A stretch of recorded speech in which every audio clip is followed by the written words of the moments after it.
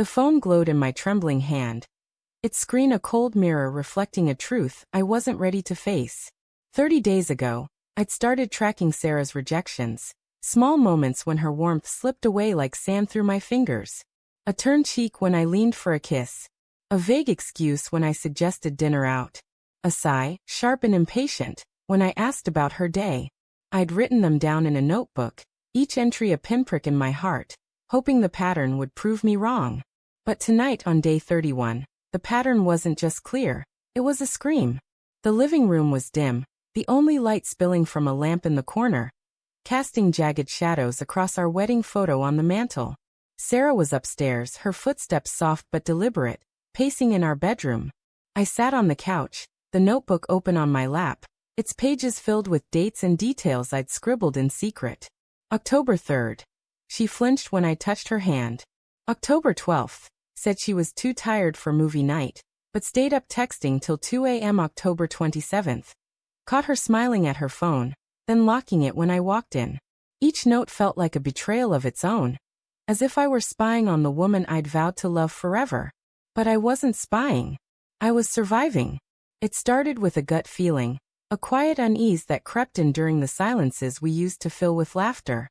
Sarah had always been my anchor, her hazel eyes bright and teasing, her laugh that could unravel my worst days. But lately, those eyes darted away from mine, and her laugh was reserved for someone else. I told myself it was stress. Her new job at the marketing firm demanded long hours, late nights. I'd rationalized every red flag, stitching them into a narrative I could live with. Until last week, when I saw the name, Evan, flash on her phone screen, followed by a heart emoji. She'd swiped it away, but the image burned into me. Tonight, I couldn't ignore it anymore. I'd borrowed her phone under the pretense of checking a restaurant's hours, my fingers clumsy as I opened her messages. The thread with Evan was a knife to the chest. Miss you already, he'd written at 11:43 p.m. last night. Can't wait for Thursday. Sarah's reply, me too. Same place? My vision blurred, the words swimming like fish in a murky tank. I scrolled up, each message a deeper cut. They'd been meeting for weeks. Hotels. Coffee shops. Lies wrapped in casual texts. Jake. Sarah's voice sliced through the silence, and I nearly dropped the phone. She stood at the foot of the stairs, her hair loose around her shoulders, her expression a mix of curiosity and something sharper. Fear, maybe. What are you doing with my phone? I set it down on the coffee table, deliberate, like placing a loaded gun between us. I was just checking something, I said, my voice steady despite the storm inside. Found more than I expected. Her face tightened, a flicker of panic in her eyes before she masked it with a frown. What's that supposed to mean? I held up the notebook, its worn cover a testament to my obsession. 30 days, Sarah. I've been keeping track. Every time you pulled away, every excuse, every lie. And now this. I gestured to the phone, my voice cracking. Evan. Who is he? She froze, her lips parting as if to speak, but no words came. The air thickened, heavy with the weight of what we both knew. I wanted her to deny it, to laugh and call me paranoid, to pull me into her arms and make the world make sense again. But she just stood there, her silence louder than any confession. Say something, I whispered, my throat raw.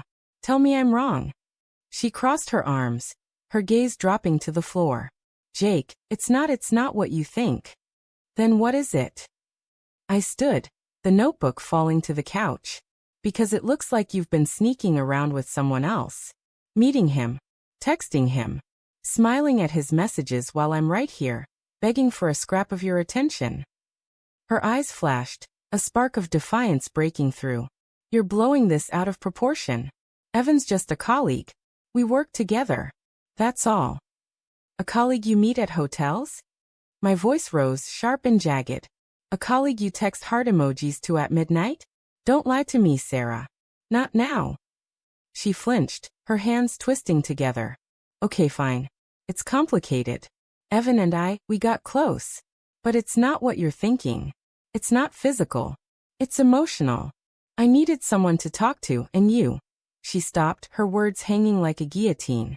Me what? I stepped closer, my heart pounding. What did I do to push you to him? You stopped seeing me, she snapped, her voice breaking. You're always working, always distracted. I felt invisible, Jake. Evan, he listened. He made me feel like I mattered again. Her words hit like a punch, stealing my breath. I wanted to scream that I'd been here, loving her, trying to hold us together.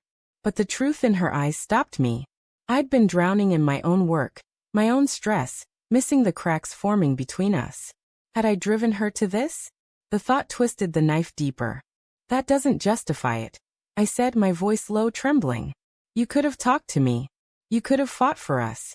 Instead, you chose him. I didn't choose him. Tears welled in her eyes, but she didn't wipe them away. I was lonely, Jake. I didn't know how to fix it. I still love you. I swear I do. I wanted to believe her. God, I wanted to.